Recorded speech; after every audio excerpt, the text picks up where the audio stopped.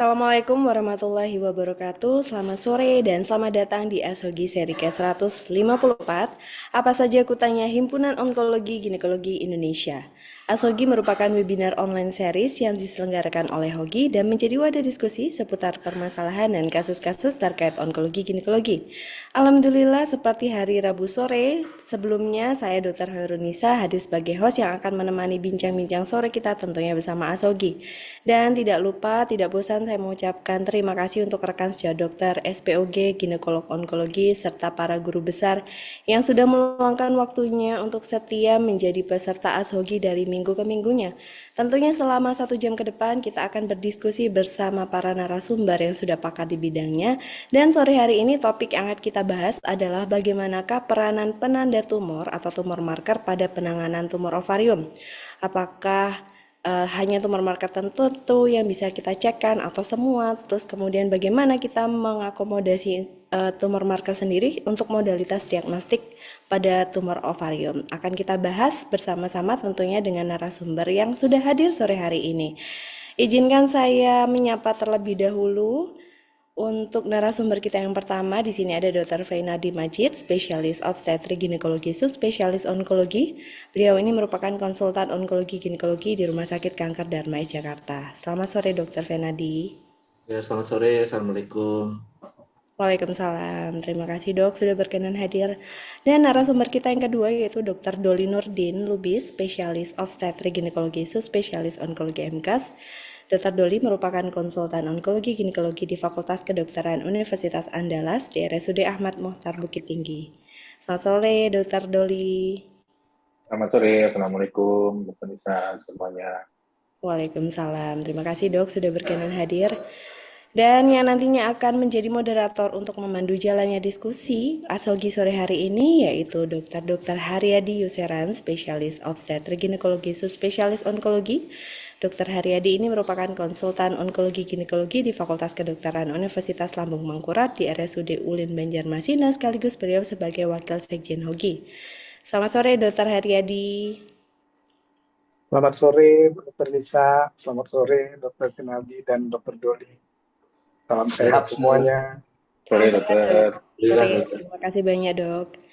Baik, kepada seluruh peserta Asogi, jangan lupa untuk mengakses pelataran sehatnya, kemudian join Zoom dari awal sampai akhir, karena presensi akan tercatat secara otomatis melalui sistem Zoom, kemudian akan terverifikasi juga secara otomatis di akun pelataran sehatnya. Seluruh peserta bisa mengajukan pertanyaan secara langsung dengan menekan tombol raise hand terlebih dahulu, atau bisa langsung menuliskan pertanyaannya di fitur Q&A yang sudah kami sediakan. Namun sebelum kita memulai diskusi kita pada sore hari ini, saya akan mengundang Wakil Sekjen Hogi yang mungkin hadir sebagai moderator juga untuk memberikan sambutan ya dok, sekaligus membuka acara Asogi sore hari ini. Kemudian bisa langsung menyambung untuk menjadi moderator juga dok untuk sore hari ini kepada Dr. Haryadi Yuseran, spesialis obstetrik ginekologi, subspesialis onkologi. Kami persilahkan. Baik, terima kasih, Dr. Nisa. Selamat sore kepada Dr. Penaldi dan Dr. Doli. Salam sehat buat semua. Juga selamat sore kepada seluruh peserta yang hari ini bisa bergabung dalam acara Ashogi yang ke-154. Ashogi ini sudah terselenggara sampai saat ini dari Hogi sudah yang ke-154. Dan ini di mana kita bisa berbagi kepada seluruh peserta yang bisa bergabung, dan hari ini ada dua narasumber kita yang sudah pakar di bidangnya untuk kita sama-sama berdiskusi. Dan biasanya ini dibuka oleh Ketua Hogi, kebetulan Dr. Brahmana hari ini ada kesibukan, jadi saya hari ini mewakili beliau dan sekaligus sebagai moderator dalam acara di sore ini. Dan kebetulan hari ini yang ke-194 kita berbicara tentang peran tumor marker pada penanganan tumor ovarium. Dan ini mungkin kita bisa berdiskusi, nanti sejawat kita akan memberikan sedikit paparan sebagai bahan dasar dulu untuk kita berdiskusi. Sekaligus saya kira nanti kita dalam diskusi bisa menanyakan melalui Q&A-nya ataupun melalui chatting, dan saya sebagai moderator nanti akan memberikan pertanyaannya kepada kedua narasumber dan kita bisa berdiskusi bersama, khususnya apalagi di daerah teman sejawat nanti apa yang harus disikapi. Saya kira untuk mempersingkat waktu, saya persilahkan kepada kedua pembicara. Mungkin karena saya catatnya ini pertama Renaldi dulu, mungkin paparannya dulu tentang gambaran peran tumor marker pada penanganan tumor ovarium. Saya persilahkan waktu dan paparannya kepada Dr. Renaldi. Ya, terima kasih Dokter Haryadi. Eh, ini nggak bisa sweet dulu gitu dok sama Dokter Doli. Oh, silakan. Mungkin tidak apa-apa, kita santai saja. Mungkin Oh ya Dokter baik, Doli Dokter. dulu. Apa, dok? Dokter Doli silakan untuk Saya dulu diskusi. aja. Silakan. Mungkin Oh, nanti akan ditambahkan ya. lebih banyak dari Dokter Doli, Dokter. Ya, ya, oke. Silakan. Coba saya izin share slide dulu ya, Dokter ya.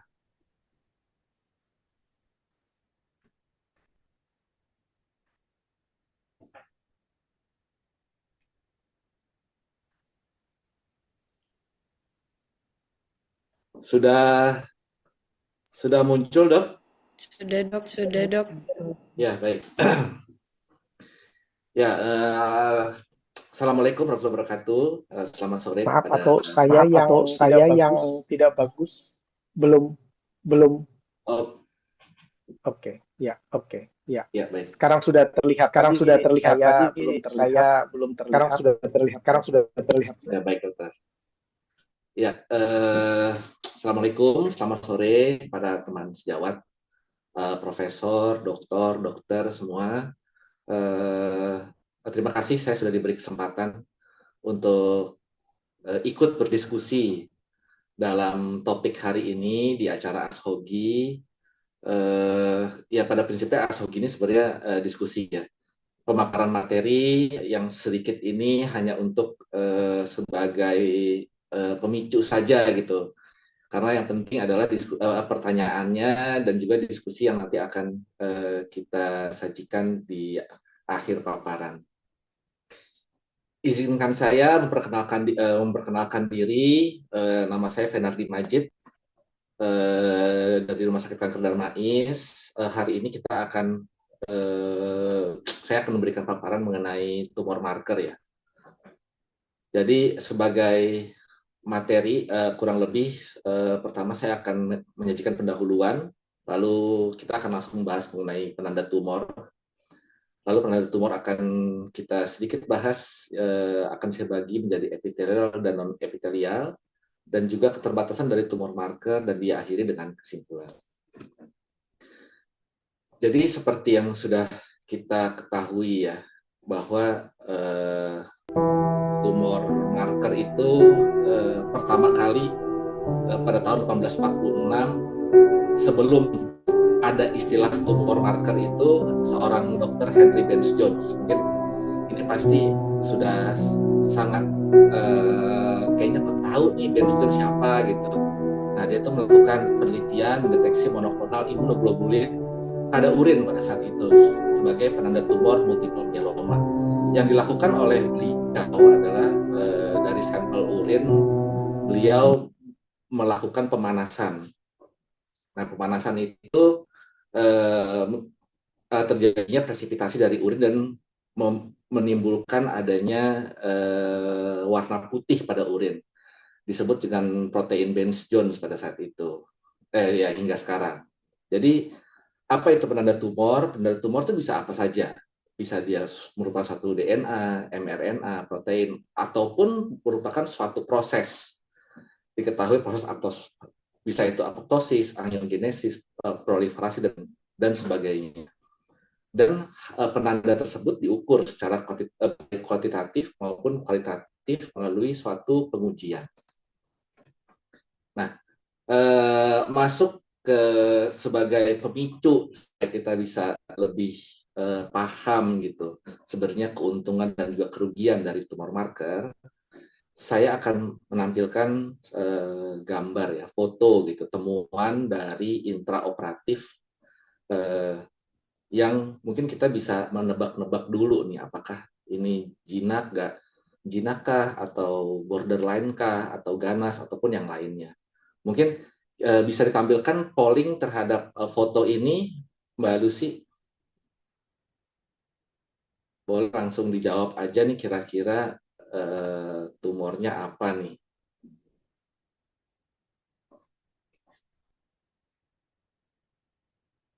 Mbak Lucy. Gimana dokter?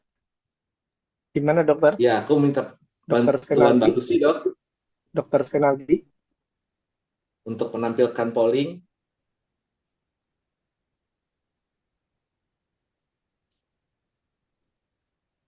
Oh ya sudah, belum jadi ternyata pollingnya. Ya jadi kalau Halo misalkan dokter? kita Halo lihat dokter? di sini ya ini sebenarnya ini merupakan tumor borderline begitu. Jadi kalau misalkan teman-teman sejawat di rumah atau di rumah sakit gitu melihat tumor ini merupakan tumor borderline. Dan ini juga merupakan tumor borderline ya. Nah, melihat dua foto sebelumnya yang begitu besar ya, jadi eh, lalu menemukan kasus ini sebenarnya merupakan tumor ganas ya. Jadi tiga foto ini sebenarnya mau menunjukkan bahwa sama-sama terjadi peningkatan tumor marker, namun ukuran yang ditemukan pada saat imaging dan juga intraoperatif itu dari ukuran tumor itu tidak signifikan begitu. Ada suatu diskrepansi bahwa terkadang tidak selalu ukuran tumor itu peningkatan ukuran tumor itu tuh berkorelasi secara tegas dengan peningkatan CA125. Nah ini merupakan solid tumor ya, di mana nanti kita juga akan sedikit membahas. Nah ini pada kasus ini juga terjadi peningkatan CA125 meningkat. Namun pada saat kita melakukan operasi, ternyata yang ditemukan adalah kedua ovarium yang normal, namun memang sangat dekat dengan ovarium kiri, ya. Dan ternyata ini merupakan sarkoma, rhabdomyosarcoma yang letaknya di pelvis. Nah, yang ini baru merupakan suatu tumor jinak. Oke, kita akan membahas dari tumor marker atau penanda tumor jenis epitelial, ya, yaitu CA125. Pada tahun 1981, Robert Sebas Jr. dia menemukan CA125 saat melakukan immunoassay, ya, menggunakan monoklonal antibody sebagai monitoring terhadap kanker ovarium jenis epitelial. CA125 merupakan ekspresi berlebihan dari antigen yang bertanggung jawab terhadap diferensiasi ductus Mullerian. Hal ini ditemukan pada kanker ovarium jenis epitelial. Pada saat itu, Robert Sebas melakukan penelitian di mana dia menggunakan cut-off 35, lalu membagi populasi menjadi yang sehat, jinak, dan ganas. Untuk yang ternyata terjadi peningkatan CA125 walaupun sebanyak 1% pada populasi yang sehat. Dan juga ditemukan sebanyak 6% pada populasi yang jinak. Dan tentunya sebanyak 82% pada populasi ganas. Di sini saya ingin menekankan bahwa apabila kita menggunakan cut-off 35, tetap saja kita dapat menemukan peningkatan CA125 sebanyak 1% pada populasi yang sehat. Dan juga sebanyak 18% pada 18% tidak terjadi peningkatan CA125 pada populasi yang ganas. Hal ini menunjukkan bahwa kita mesti berhati-hati dan juga memahami penggunaan tumor marker CA125.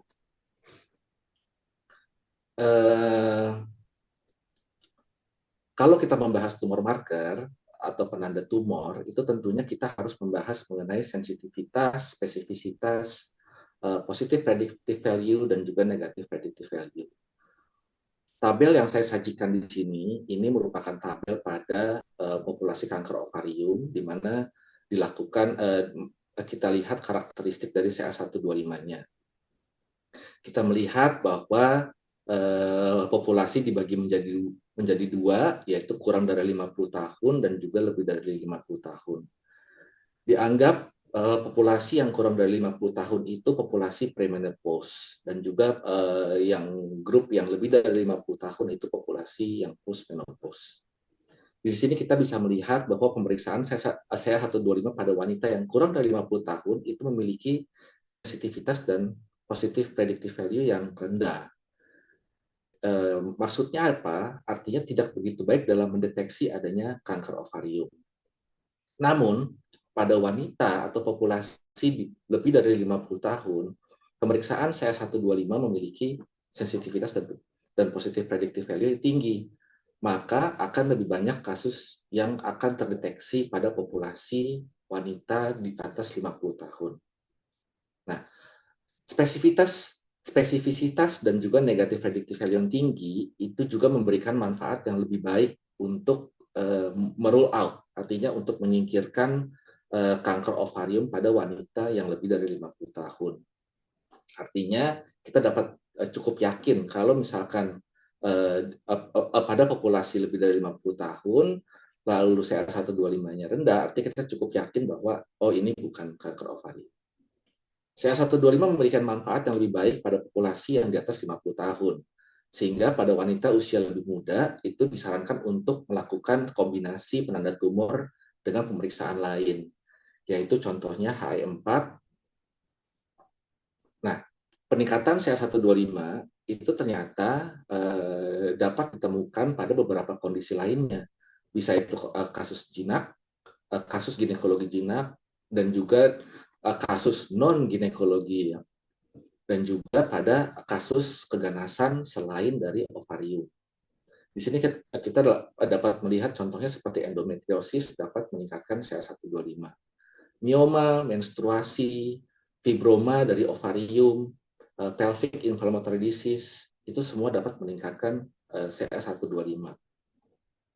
Adanya TBC, obesitas, dan juga penyakit paru, sirosis hepar, itu dapat meningkatkan CA125.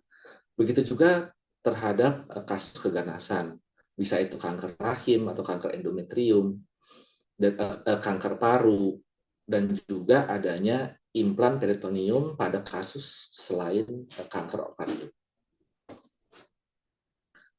Tadi kita membahas mengenai HE4. HE4 itu merupakan Human Epididymis Protein 4, di mana pertama kali ditemukan pada tahun 1991 oleh Christian Kirchhoff, dan pada tahun 2003 Ingegard Hellstorm itu menemukan kegunaan HE4 ini sebagai penanda tumor khususnya kanker ovarium. Nah, pada tahun 2009, Richard J. Moore itu mengkombinasikan nilai CA125, HE4, dan juga status menopause dari wanita dikombinasikan menjadi suatu indeks yang disebut sebagai ROMA atau Risk of Ovarian Malignancy. Pada tabel berikut, kita ingin menunjukkan hubungan dari CA125, HE4, dan juga indeks ROMA dari segi sensitivitas, spesifisitas, positif, dan negatif predictive value. HE4 memiliki spesifisitas dan juga positif predictive value ternyata yang lebih baik dibandingkan CA125. Dan di sini kita bisa melihat bahwa pada kedua populasi, pada grup yang dilakukan pemeriksaan HE4, itu kedua populasi pada premenopause dan juga postmenopause itu memiliki hasil yang baik, sehingga dapat digunakan untuk kedua populasi tersebut. Dan ROMA, yaitu suatu indeks di mana menggabungkan dua nilai CA125 dan HE4, itu ternyata memiliki sensitivitas, spesifisitas, dan juga predictive value yang lebih tinggi. Nah, ROMA ini sangat efektif pada populasi yang postmenopause. Selanjutnya kita masuk ke penanda tumor non-epitelial, di mana yang sering kita gunakan adalah HCG, AFP, dan juga LDH. Untuk mengerti tabel seperti ini, nilai positif itu artinya terjadi peningkatan nilai negatif artinya nilainya normal.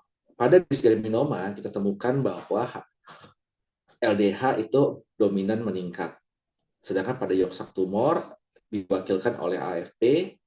Pada teratoma imatur itu tidak konklusif karena AFP dan LDH itu bisa meningkat dan juga bisa normal. Namun pada HCG seringnya ditemukan hasilnya normal. Untuk embryonal karsinoma, hasil positif pada HCG, koriokarsinoma juga sama, dan mixed germ cell tumor ketiga nilai HCG, AFP, dan LDH itu ditemukan meningkat.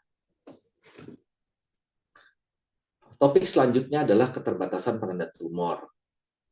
Untuk membahas suatu keterbatasan, kita harus mengetahui syarat-syarat penanda tumor yang baik itu seperti apa. Yaitu sensitivitas tinggi, spesifisitas tinggi, akurasi 100% dalam membedakan individu sehat dari yang sakit, mampu membedakan antara neoplasia dan juga non-neoplasia, mampu memprediksi adanya rekurensi dan memiliki nilai prognosis pada suatu penyakit, dapat terdeteksi pada tumor stadium awal, dapat mengenali proses neoplasia, sehingga dapat digunakan sebagai alat screening kanker. Nah, karena tumor marker pada tumor ovarium yang ada itu tidak dapat memberikan syarat-syarat penanda tumor yang baik.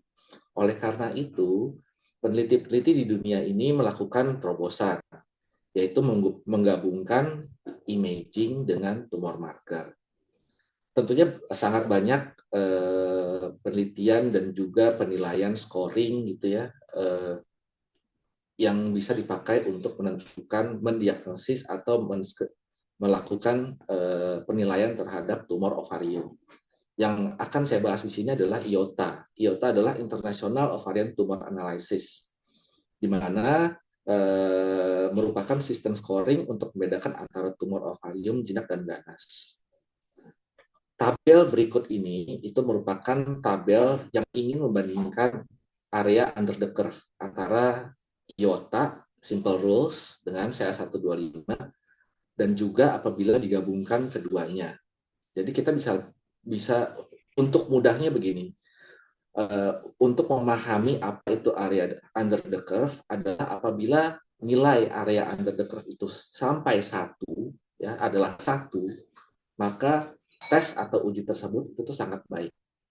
Kalau misalkan area under the curve itu nilainya 0,5, maka bisa dibilang dia tuh 50%, 50-50 gitu. Jadi apabila kita melakukan tes kepada seorang individu atau sebuah populasi, maka tes itu dilakukan, kita mengambil darah, maka hasil dari pemeriksaan itu 50-50 gitu, walaupun dia ternyata ada cancer gitu. Bisa iya, bisa enggak. Kayak mata koin aja. Kita lempar koin, oh ini kamu 50-50 gitu, bisa dapatnya mungkin gambarnya A atau gambarnya B gitu.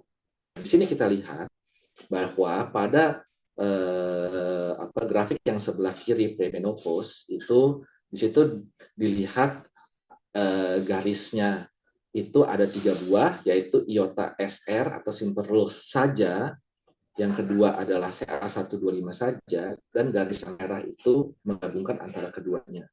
Kita bisa melihat bahwa area under the curve-nya itu 0,89, 0,88, dan 0,94.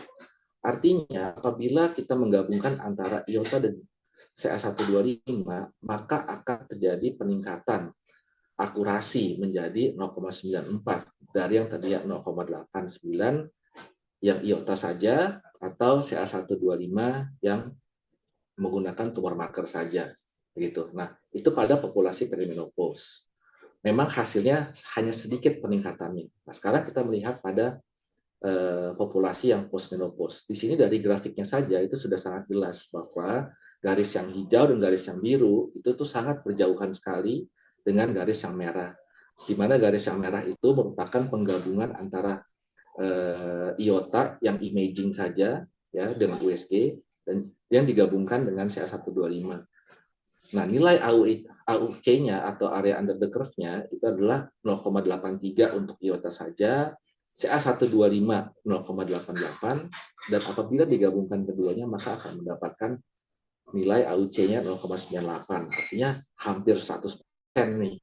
Nah, itu yang menyebabkan penelitian ini menghasilkan bahwa penggabungan antara nilai iota atau morfologi dengan menggunakan USG dari suatu kista apabila digabungkan dengan nilai CA125 itu akan mendapatkan akurasi yang sangat baik dibandingkan dilakukan sendiri-sendiri. Nah, sebagai kesimpulan bahwa hingga saat ini itu tidak ada penanda tumor yang sempurna. CA125, HE4, dan Roma itu meningkatkan akurasi diagnosis terutama pada populasi premenopause pada tumor ovarium yang jenis epitelial. Kombinasi penanda tumor akan meningkatkan akurasi diagnosis CA125 dengan HE4, misalkan pada Roma. Kombinasi penanda tumor dengan imaging akan meningkatkan akurasi diagnosis, contohnya pada iota tadi. Sekian saja pemaparan materi dari saya. Saya ucapkan terima kasih. Wassalamualaikum warahmatullahi wabarakatuh. Saya kembalikan kepada Dr. Haryadi. Terima kasih, Dr. Penardi. Terima kasih, Dr.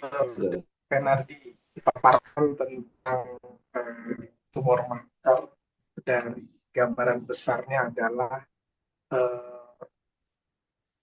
terbatasnya suatu sensitivitas dan spesifikitas. Bahkan tadi disampaikan mungkin saja non-cancer ya, dan tidak ada yang spesifik sekali.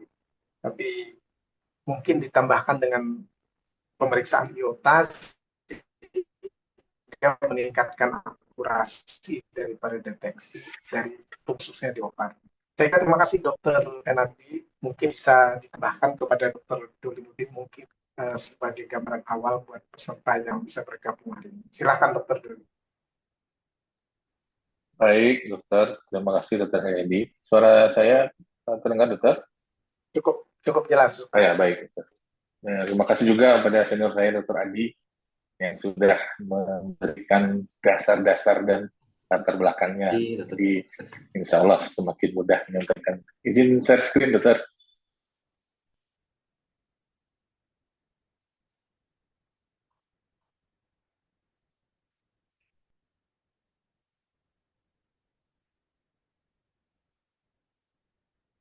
Izin dok, apa sudah terlihat dokter?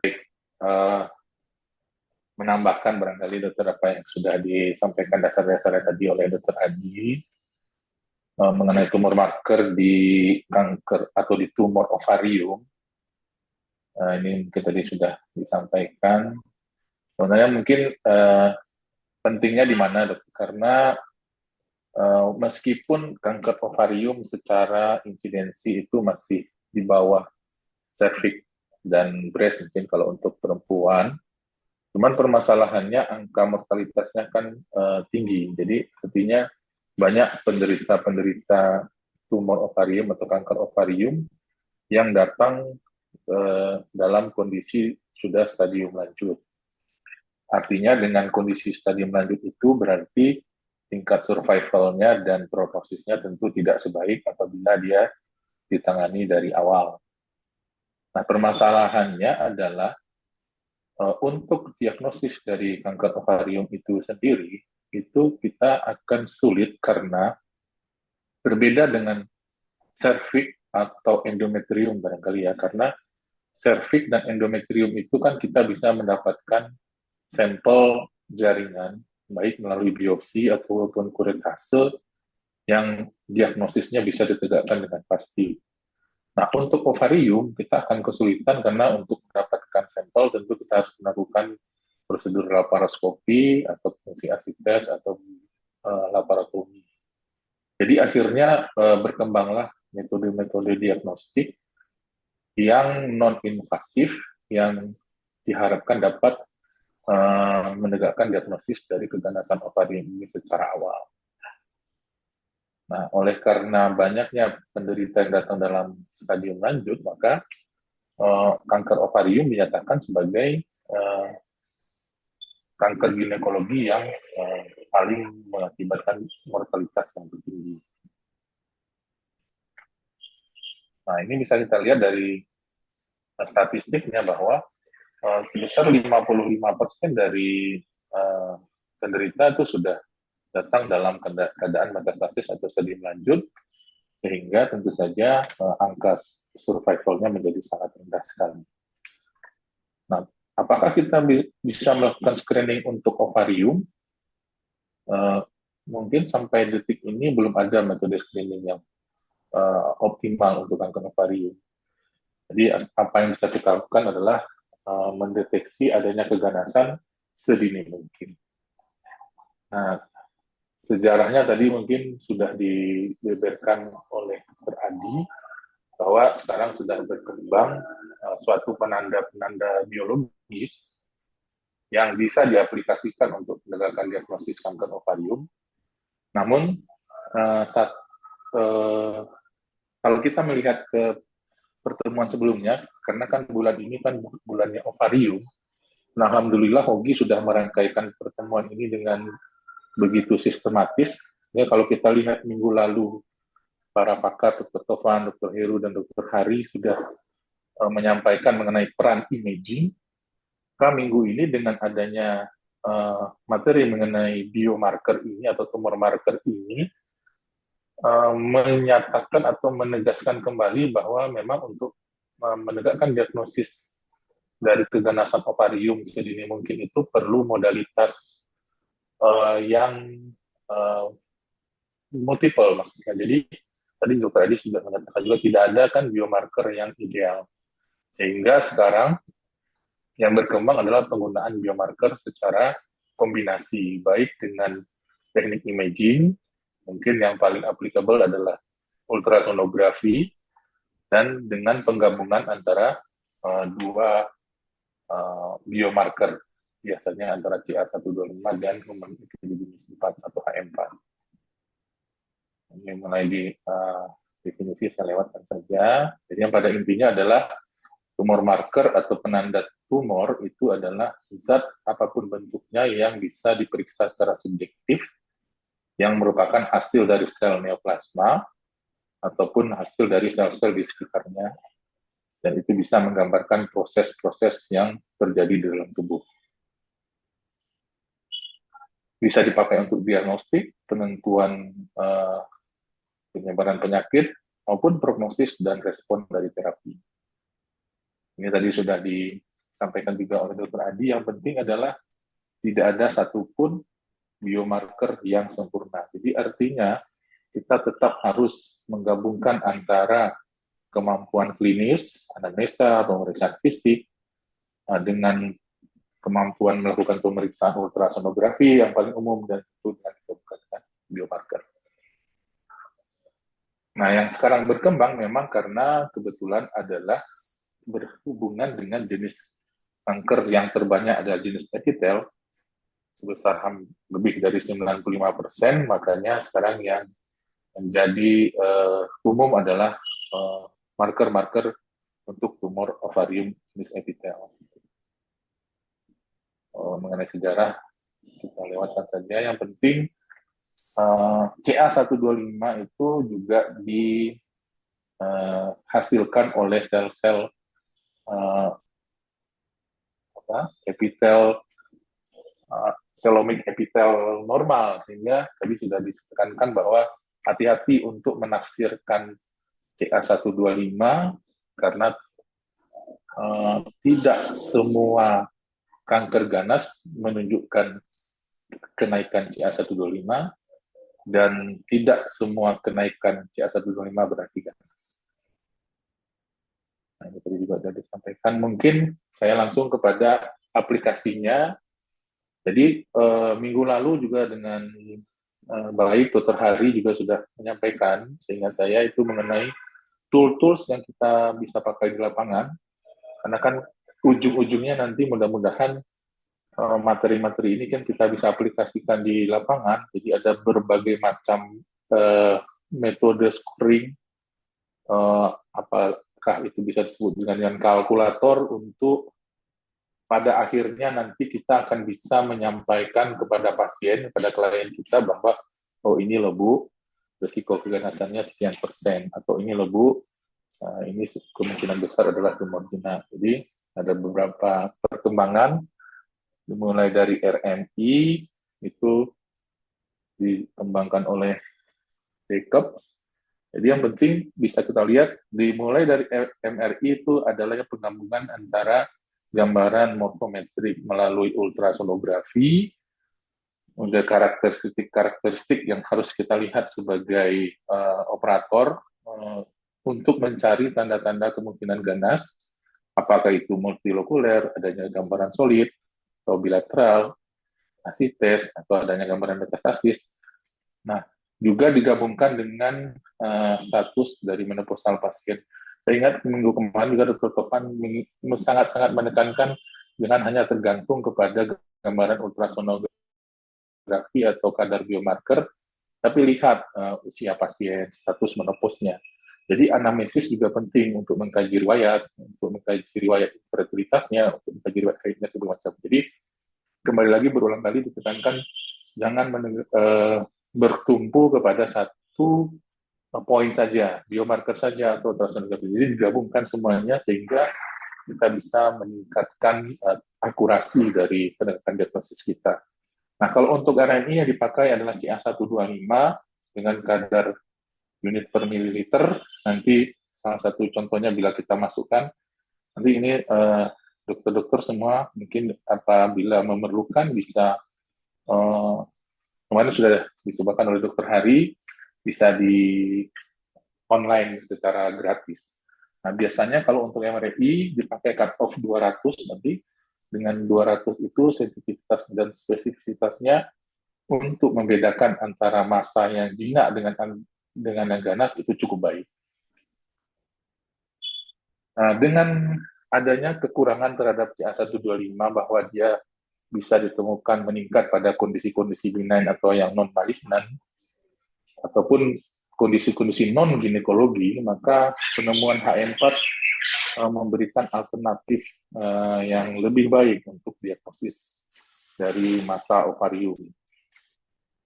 Nah, dengan berkembangnya pemeriksaan HM4 ini, maka muncullah Roma juga tadi sudah disampaikan oleh Dr. Adi, membedakan antara tumor jinak dengan tumor ganas dengan mempertimbangkan nilai dua biomarker, yaitu CA125 yang lebih dulu berkembang dan HM4.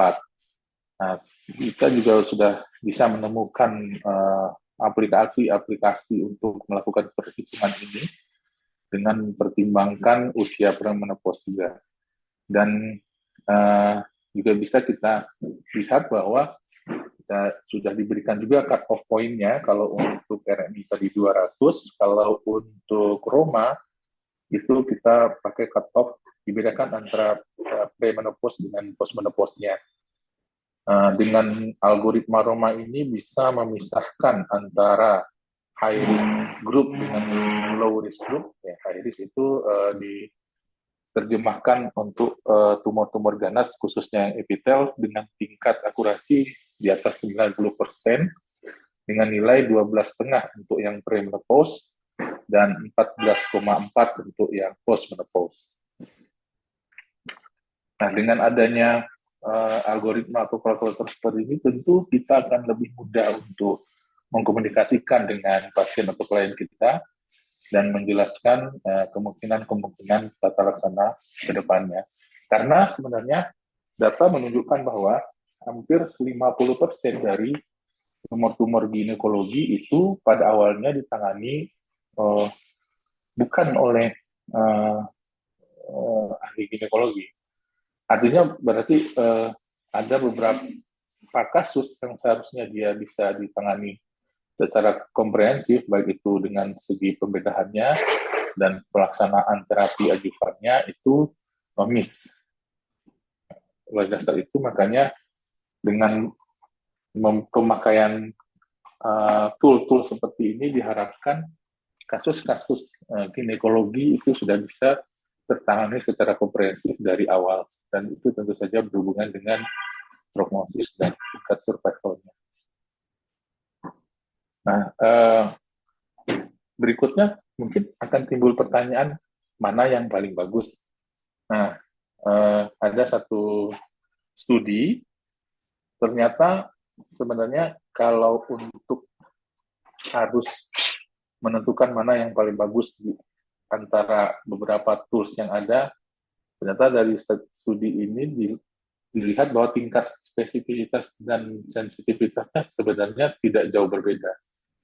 Jadi mungkin kesimpulan yang seharusnya kita pakai adalah apapun tools yang kita pakai, bahwa baik itu RMI ataupun Roma, harus kita sesuaikan dengan kondisi di mana kita melakukan aktivitas pelayanan. Apakah tersedia CA125 saja, mungkin kita bisa pakai RMI. Tapi kalau misalnya ada RMI, ada CA125, ada HM4, kita bisa pakai Roma. Artinya apapun toolsnya, yang penting kita gunakan dengan baik dan sistematis, tentu hasil yang kita berikan akan akurat. Nah, terakhir tadi, berkembang Adnex model. Jadi kalau misalnya RMI dengan Roma itu mungkin hanya terbatas antara Gina dan Maligna.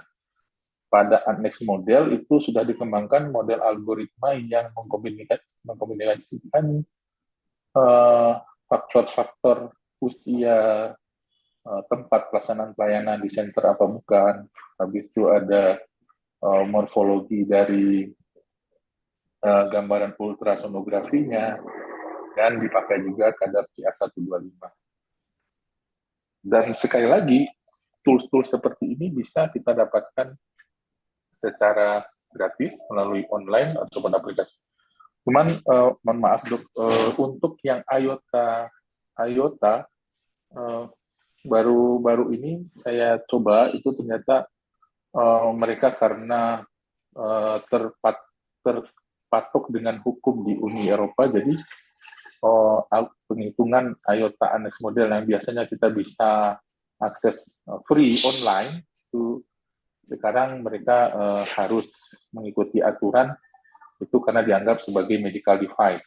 Nah, tapi kalau kita cari itu ada di Evidencio, itu saya lihat itu mungkin dari Amerika. Di Amerika juga memberikan kalkulator Adnex model, nah itu bisa kita pakai. Nah, kemarin ini sudah dicobakan oleh Dr. Hari. Jadi kalau misalnya contohnya pada Adnex model ada misalnya ada faktor usia di onkologi center apa bukan, ukuran tumor, ukuran massa solid, lokul papillary projection. Dengan melihat ini, dengan catatan, berarti kembali lagi ke minggu lalu bahwa poin-poin ultrasonografi yang dimasukkan ke dalam kalkulasi sistem-sistem seperti ini, kita harus sebagai dokter obgyn paling tidak harus memahami apa itu papil, apa lokul, apa bagian solid, akustik shadow, apapun acid test. Nah, biomarker yang dipakai adalah CA125. Nah, berbeda dengan Roma dan RMI, pada Adnex model kita sudah dibedakan dengan maligna, borderline, dan untuk stadium juga. Jadi tidak hanya antara benign dan maligna saja, tapi sudah lebih ke different.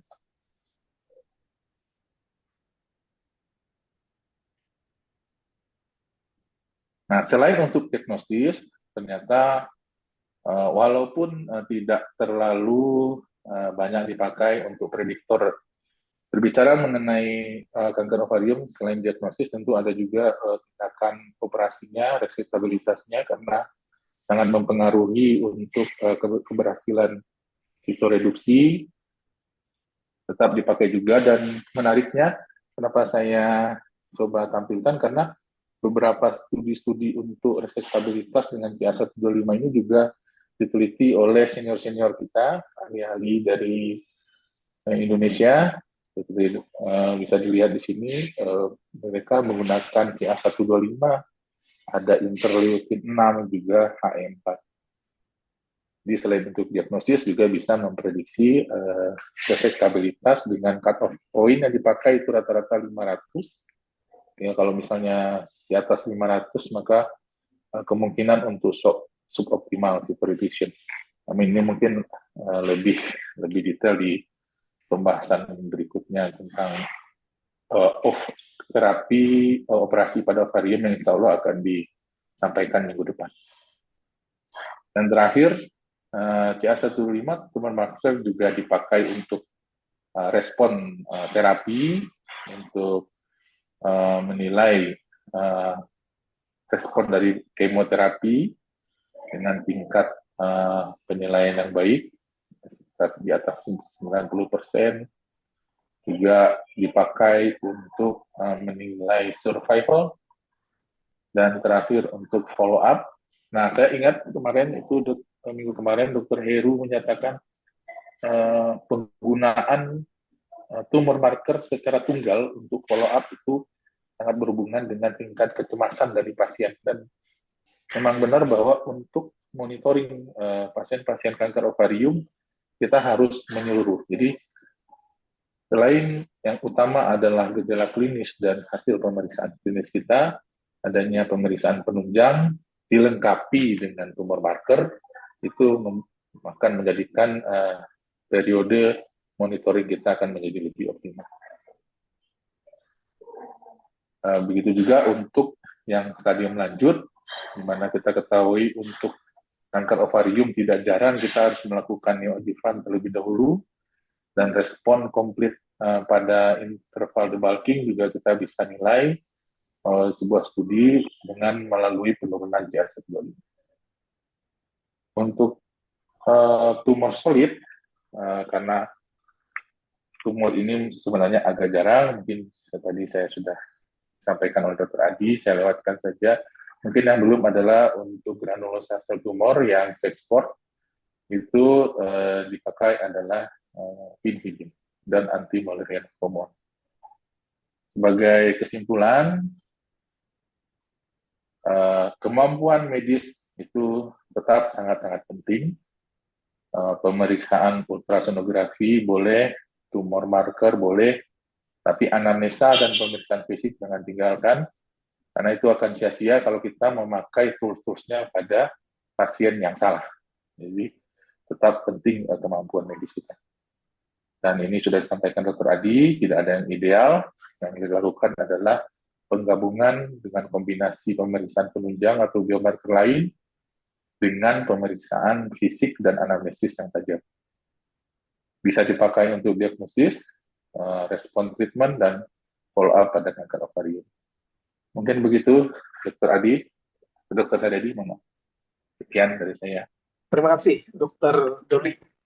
Jadi sudah cukup banyak dipaparkan, khususnya kita berbicara tentang tumor marker.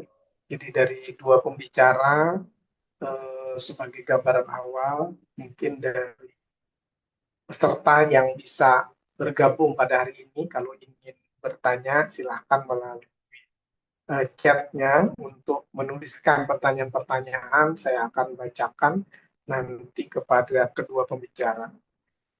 Mungkin sambil menunggu, dokter, saya kira kita sambil berdiskusi saja, mudah-mudahan sejawat kita juga bisa mendengar hal seperti ini. Mungkin hal sederhana saja, kadang-kadang kalau sudah menemukan suatu petanda tumor, apapun bentuk epitelial atau yang lain, yang umumnya mereka kerjakan dengan menggunakan CA125, beta HCG, atau AFP. Nah, permasalahan besar mereka itu kadang-kadang kan tidak ada sarana itu ya, selain mahal, terkendala BPJS. Mungkin ada saran apa kalau memang kita hari ini topiknya pada tumor marker? Atau adakah yang lebih sederhana untuk menilai tumor marker lain, karena yang ada ini semuanya berbiaya mahal. Sambil saya menunggu pada peserta yang ingin bertanya. Mungkin ada saran yang disampaikan, atau mungkin yang ketakutan pasien juga mendengar, padahal tumor marker sensitivitasnya nggak begitu tinggi juga ya, dok ya. Silakan, dok. Jadi dok, memang kalau untuk tumor marker itu biaya menjadi salah satu kendala ya dok. Teman nanti Kalau menurut saya kita harus kembali lagi ke apa ya, ke kita sebagai dokter itu kan kita punya kemampuan klinis dan melakukan pemeriksaan ultrasonografi itu mestinya kompeten ya dok. Bahkan saya pernah baca itu Pak, kalau nggak salah di grupnya IOTA sendiri bilang dok, apabila CA125 itu tidak affordable, jadi artinya kita tidak punya data CA125 dengan anamnesis, pemeriksaan fisik yang tepat, dan melakukan pemeriksaan ultrasonografi sederhana, tidak perlu pakai color, itu kita sudah bisa minimal menegakkan uh, kecurigaan terhadap, kan jadi permasalahan sebenarnya dok, ini kan lebih sering itu dialami untuk triase kan dokter, Ya, triase. Jadi untuk triase itu tidak harus selalu perlu, kalau ada ya sangat bagus sekali. Jadi dokter Adi juga sempat menyatakan tidak jauh berbeda kalau nggak salah antara ultrasonografi saja dengan ultrasonografi plus CA125 itu. Harusnya kita tidak perlu terlalu minder kalau tidak ada CA125-nya. Menurut saya begitu, mungkin dokter Adi punya Ya, pendapat terutama lain. pada populasi yang premenopause. Betul. Karena tuh hampir mirip memang.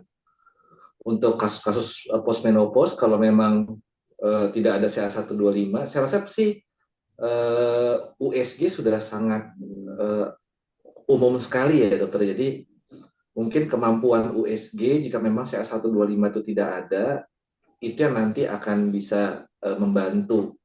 Dan apabila misalkan ternyata masuk ke dalam fase berikutnya nih, yaitu sudah dioperasi begitu ya, dan waktu saat operasi misalkan wah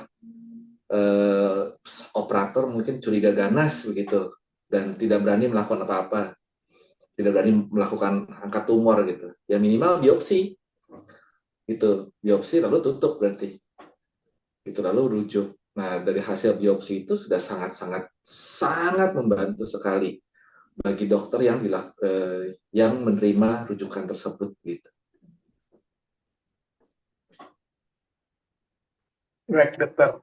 Terima kasih dokter. Dan sambil menunggu saja, saya kira pasti sejawat kita juga mendengarkan tentang diskusi kita. Harapannya sejawat bisa bertanya melalui kolom chatting. Karena sekarang ini tumor marker itu kan sepertinya menjadi andalan. Tadi sudah disampaikan dokter ya, karena USG itu buat SPOG sudah kayak stetoskop ya dok ya. Jadi mungkin itu yang dipakai. Nah, karena sensitivitas dan spesifitas tadi sudah disampaikan dokter Doli. Yang penting tadi aplikasinya ya, karena tidak ada satu tools pun yang harus kita pakai. Mungkin sebagai gambaran lagi aja penguatan, dalam aplikasinya tumor marker ini hanya mengulang saja sih mungkin biar mengingatkan teman-teman kombinasi yang terbaiknya jadinya yang dengan apa ya dokter? Kalau tidak ada kan kita USG aja tadi modalitasnya.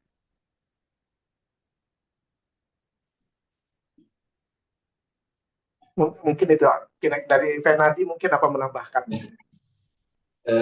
Jadi mohon maaf dokter, aku kurang jelas tadi, putus-putus dokter. Oh, maaf suara saya nggak ini ya. Ya kadang-kadang kan kita sangat mengandalkan sejawat kalau sudah mendengar CA125 tinggi. Nah, padahal kan sensitivitasnya juga tidak begitu tinggi ya dokter ya. Untuk menyampaikan ke pasien saja, mungkin apa yang harus disampaikan kepada pasien atau modalitas apa sebagai kombinasi. Mungkin tadi sudah disampaikan juga oleh dokter Doli, mungkin hanya mempertegas saja kepada sejawat kita yang mendengarkan malam ini, sore ini. Silakan dokter Fernandi.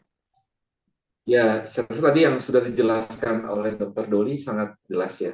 Dan data-data yang tadi dokter Doli dan juga aku sudah sampaikan, itu sangat tegas sekali bahwa penggabungan dari pemeriksaan fisik dan juga imaging dan CA125 itu sangat baik untuk memilah begitu, memilah apakah ini bisa ditangani sendiri atau dilakukan keputusan untuk merujuk begitu dokter. Dan saya rasa melakukan pemeriksaan USG untuk mengenali suatu tumor ovarium itu suatu skill yang mudah untuk dipelajari di zaman saat inilah begitu dok. Saya rasa tidak sulit begitu. Seperti begini saja, seperti bentuk kista yang kita lihat di USG, dia itu bulat utuh atau dia ada sekatnya aja. Itu sesuatu yang sangat simpel begitu.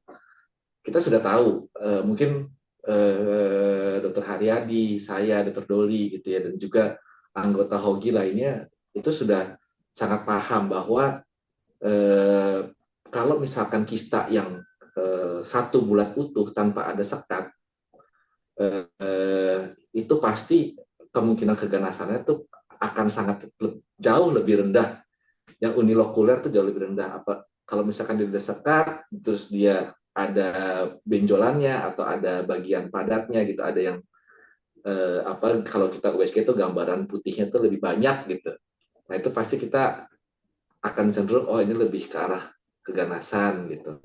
Nah dari satu itu saja, apakah kalau kista bulat itu kita sebutnya unilokuler ya, itu sudah bisa cukup baik untuk menyingkirkan yang unilokuler saya akan tangani sendiri misalkan gitu.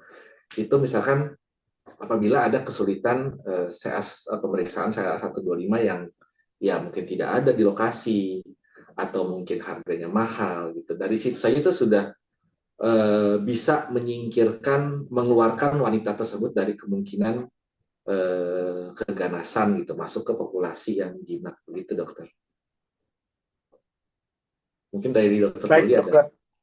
Nah, mungkin juga dokter batasan waktu kita ya, kita sudah lebih 2 menit. Saya kira karena waktu, sejawat kita pasti juga akan mendengarkan diskusi kita ini modal kita dalam materi kita hari ini tentang tumor marker pada tumor ovarium. Saya kira karena alasan waktu, terima kasih kepada Dr. Penadi dan Dr. Doli yang sudah menyampaikan beberapa hal tentang tumor marker. Mungkin sedikit saya menyimpulkan tentang tumor marker yang ada tadi didiskusikan itu kita bisa pakai sebagai screening, sebagai early detection, mungkin sebagai diagnostik, monitoring terapi, respon terapi, follow up, bahkan sampai recurrent ya kita bisa pakai. Tapi ya itulah ada tantangan lain, keterbatasannya kan, sensitivitas dan spesifisitasnya.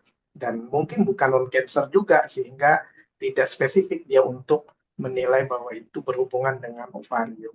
Nah, kombinasilah yang lebih baik untuk meningkatkan akurasi ya, dan mungkin dibantu juga dengan tools lain yang kata dokter tadi menggunakan USG. Saya kira itu mungkin sebagai kesimpulan dari saya dulu selaku moderator. Nanti bisa sejawat kita harus mengaplikasikannya ini pada kondisi di lapangan. Saya kira itu saja, mungkin terima kasih kepada Dr. Penadi dan Dr. Doli. Saya kembalikan ini kepada Dr. Hermisa untuk acara yang sudah selalu kita berhadapan dengan Dr. Hermisa. Terima kasih, saya kembalikan kepada Dr. Hermisa. Baik, Selamat sore. Selamat sore Dr. Haryadi. Terima kasih banyak, luar biasa. Kami ucapkan terima kasih dan juga apresiasi setinggi-tingginya untuk para narasumber dan moderator kita sore hari ini yang sudah berkenan memberikan sedekah ilmunya. Terima kasih Dr. Haryadi, Dr. Penadi terima kasih, Dr. Doli juga. Dan pada seluruh peserta dimohon untuk mengecek secara berkala akun pelataran sehatnya, kemudian menyelesaikan pembelajaran sampai batas waktu hari Jumat. Alhamdulillah banyak yang sudah dipaparkan ya oleh para narasumber tentang bagaimana peranan penanda tumor pada penanganan tumor ovarium. Tadi disebutkan bahwa tidak ada tumor marker yang sempurna dan peningkatan CA125 sebagai salah satu contoh itu tidak selalu berarti ganas. Ada 1% bisa terjadi pada orang sehat, 6% juga terjadi pada tumor yang jinak, sehingga kombinasi penanda tumor dengan imaging akan meningkatkan akurasi diagnostik pada tumor ovarium dan utamanya pada pemeriksaan CA125 juga bisa dikombinasikan dengan tumor marker yang lainnya, terutama pada pasien-pasien usia muda seperti pemeriksaan AFP, LDH maupun inhibin. Baik, jangan khawatir yang ketinggalan join Ashogi dari awal sampai akhir bisa mengakses full videonya di akun YouTube Ashogi. Begitu juga dengan seri-seri Ashogi sebelumnya. Terima kasih banyak atas perhatian dan atensi seluruh peserta Ashogi. Sampai jumpa di Ashogi seri berikutnya. Kami izin undur diri. Wassalamualaikum warahmatullahi wabarakatuh.